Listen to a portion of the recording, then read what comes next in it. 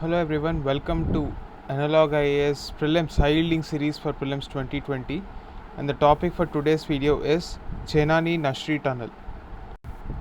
The claim to fame for this tunnel is the fact that this is the longest tunnel in Jammu and Kashmir, and it was named after the Bharatiya Janasangh founder Shyam Prasad Mukherjee. In this context, you have to understand the significant pointers that are relevant for prelims exam with respect to this tunnel, and at the same time you also have to know certain details about Shyam Prasad Mukherjee.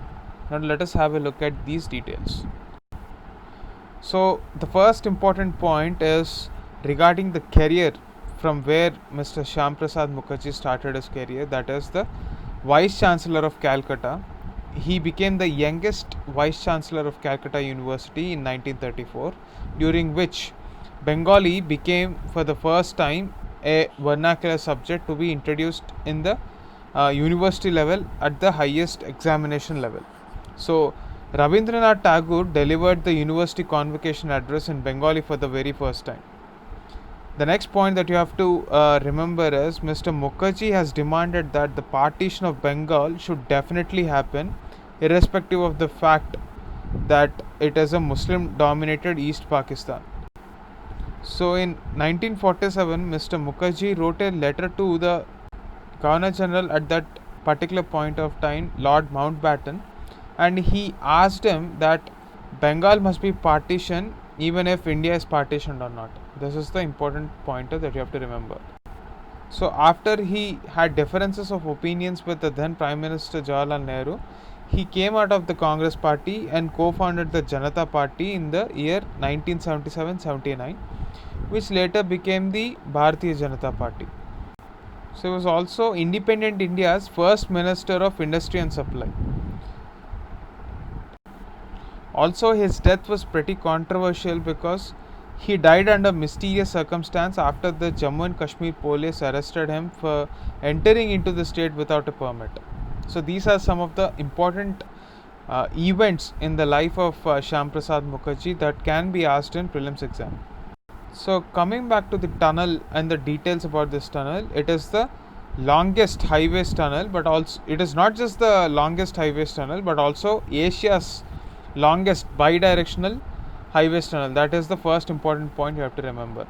Second point that you have to remember is it links Kashmir Valley with Jammu. There is a possibility that they might replace Jammu with Leh or Ladakh in UPSC prelims exam, but don't get confused. So what it actually does is it reduces the time of travel between Kashmir Valley and Jammu by 2 hours. Another important point that you have to note with respect to this tunnel is there is no need of any human intervention for its operations. So the extreme conditions where it is placed makes it very difficult for human intervention and people reaching out to that particular point of time at a high altitude. So day-to-day operations will not be affected because of lack of human resources. That is the important point you have to remember. So this is completely equipped with advanced technology, and we have a fully integrated control system where ventilation, communication, power supply are all taken care of. So we have proper infrastructure in place and safety standards as well. Let us try to answer this question. The Chenani Nashri Tunnel, this is the India's longest highway tunnel but also longest bi-directional highways tunnel. This statement is right. So this tunnel links Kashmir Valley with Jammu. This is also right, like I've just told you. So both the statements are right. So with respect to this question, please pause your video. If you haven't watched the video on strategic policy group, please watch it and comment your answer in the comment box below. That's it for this video. Thank you.